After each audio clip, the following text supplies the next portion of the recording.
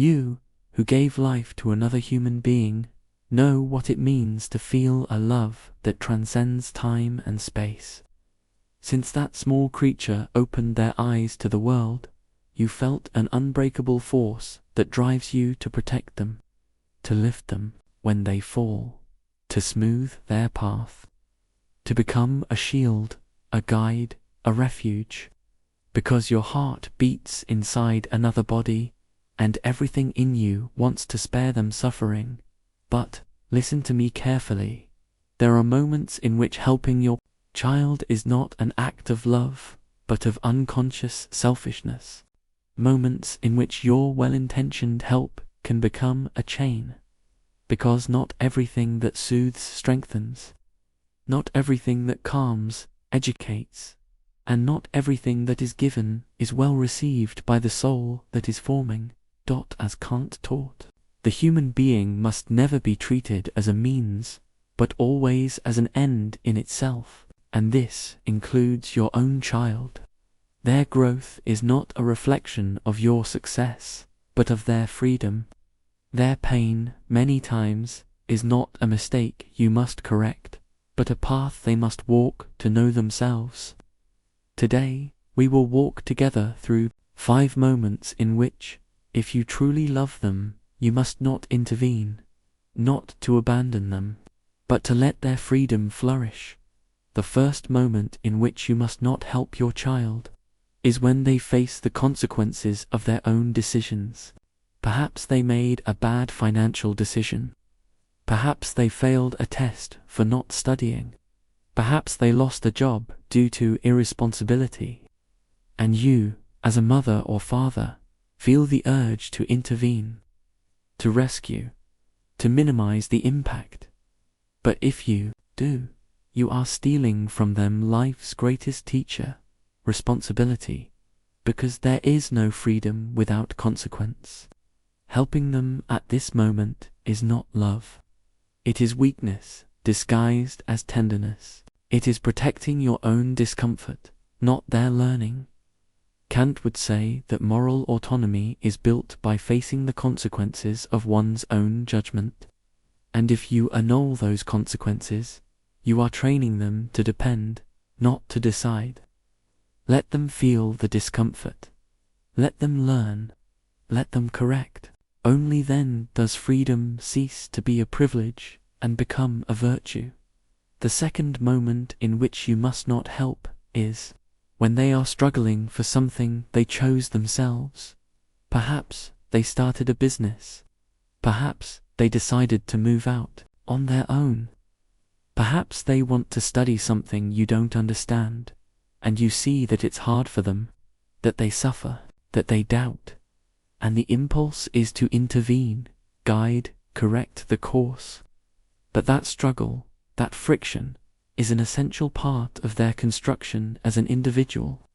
If you smooth the way, if you offer shortcuts or impose your experience, you are depriving them of the most sacred right to build their own story. The eagle doesn't push its chick to hurt it. It does so to remind it that it was born to fly.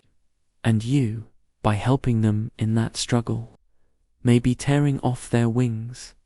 Kant believed that the moral value of our actions does not depend on the result, but on the intention and the exercise of rational freedom. How will they exercise their reason if every time they doubt, you decide for them? How will they know what they're made of if you soften every difficulty? The third moment in which you must not help your child is when they ask you to resolve a conflict they themselves created with others.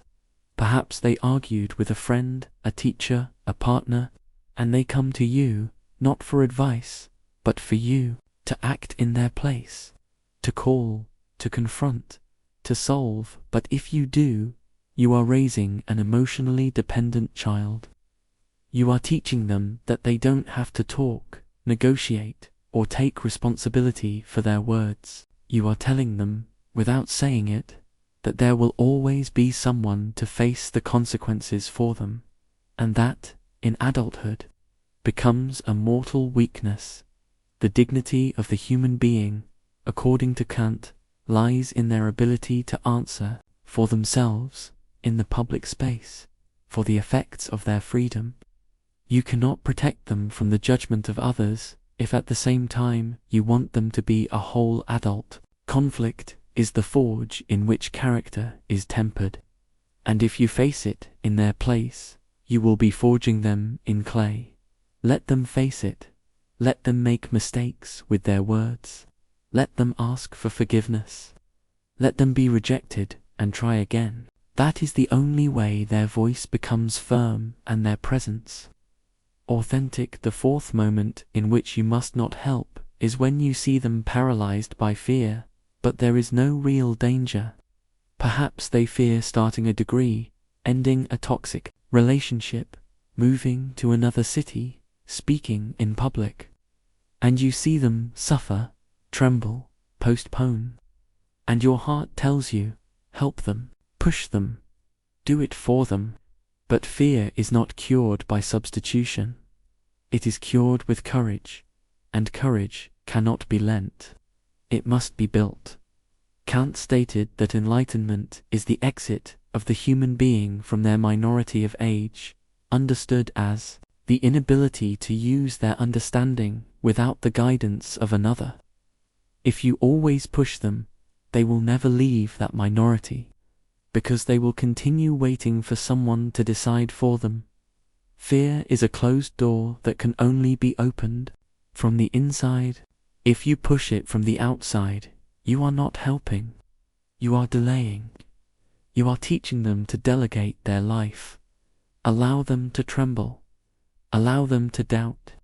And above all, allow them to act by themselves, even with fear. Because the day they do, that act will be engraved in their soul as an eternal victory, and they will know they can do it again. The fifth and final moment in which you must not help your child is when you want to help them to feel better about yourself.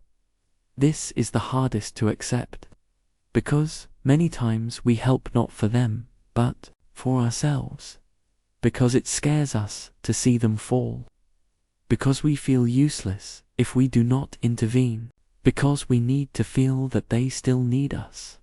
But that is not love. It is disguised attachment. It is ego dressed in sacrifice. Helping to avoid your own emptiness is not virtue. It is emotional dependency. And, as Kant taught, an action is only morally valid if it is guided by duty, not by interest, not even emotional interest.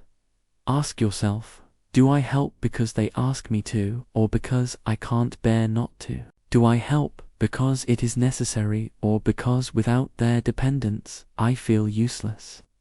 Sometimes the greatest form of help is to step back, to observe, to trust, to be present, but not to intervene, to love without invading, to accompany without directing.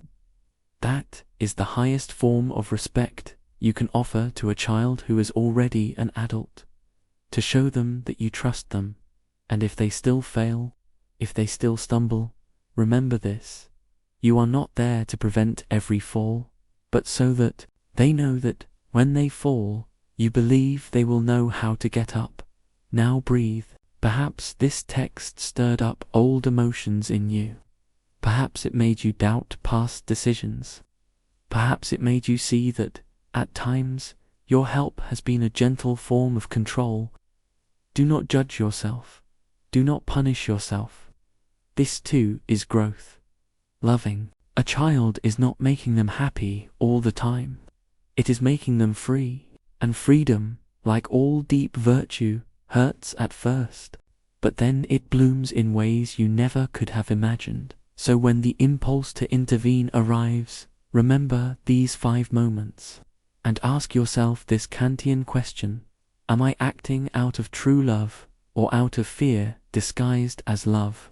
If the answer hurts, you're on the right path, because only mature love dares to say, I'm not going to help you this time, because I trust you enough not to. And that trust, that space, that silent containment, is the greatest help an adult child can receive.